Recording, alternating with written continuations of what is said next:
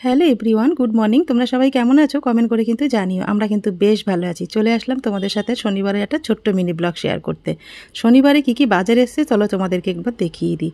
তা দেখো, অনেক রকমের বাজার, তেল, তারপর গ্রসারি যেগুলো শেষ হয়ে গেছিলো, তারপর তোমার সবজি বাজার, মাছ বাজার, সমস্ত কিছু কিন্তু আজকে শনিবারে চলে এসছে। তা চলো কি কি বাজার পাঠিয়েছে তোমাদেরকে একবার দেখিয়ে দিই। আবার কিন্তু বাজার থেকে ইলিশ মাছ চলে এসছে। শুধু ইলিশ মাছ না, চিকেনও এসছে। চিকেনটা আমি ধুয়ে রেখে দিয়েছি। আর এসছে কাতলা মাছ। আর আমি আজকে ইলিশ মাছ দিয়ে তোমাদের সাথে একটা দারুণ রেসিপি শেয়ার করব। আশা করছি রেসিপিটা তোমাদের ভীষণ ভালো লাগবে। রেসিপিটা কি বানাবো সেটা তোমাদের সাথে পরে শেয়ার করছি। তার আগে মাছগুলো ভালো করে ধুয়ে একটু পরিষ্কার করে নিই। আর দেখো, সেজে গুজে একদম কোমরে কাপড় বেঁধে কিন্তু রান্নাঘরের সমস্ত রান্না করতে কিন্তু এবার শুরু করে দেবো। আর এত সেজে গুজে কেন আজকে ভিডিও বানাচ্ছি সবটাই তোমাদের সাথে শেয়ার করব।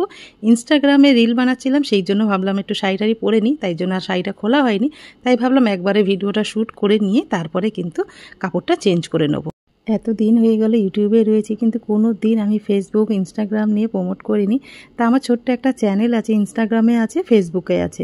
তোমরা যেরকম করে ইউটিউবে আমাকে ভালোবাসা দিয়েছো, আমি আশা রাখবো ইনস্টাগ্রাম আর ফেসবুকে ওইভাবেই আমাকে ভালোবাসবে। শম্পা দেবনাথ নামে কিন্তু আমার চ্যানেলগুলো খোলা রয়েছে। তোমাদের যদি ভালো লাগে, তোমাদের যদি ইচ্ছা হয়, তাহলে কিন্তু আমার চ্যানেলটাকে ফলো করতে পারো। তা চলো রান্নাটা এবার শুরু করি। বানাবো হচ্ছে লাউ পাতায় মোড়া ইলিশ মাছের পাতলা ঝোল। রেসিপিটা কিন্তু একদম ইউনিক, আশা করছি তোমাদের ভীষণ ভালো লাগবে। তো দেখো, খুব সহজ, কিন্তু রান্নাটা খেতে কিন্তু দুর্দান্ত হয়।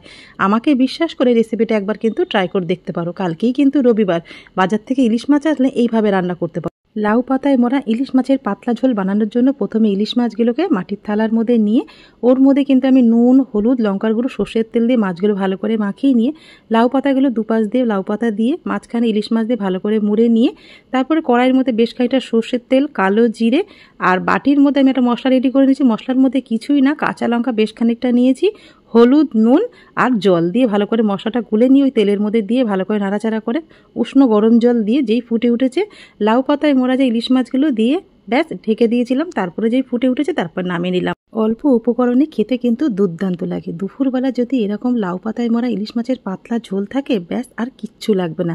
রবিবার যদি বানাও, একদম রবিবারটা জমে যাবে। রেসিপিটা কেমন লাগলো কমেন্ট করে জানিও। ভালো লেগে থাকলে লাইক, কমেন্ট, শেয়ার করো।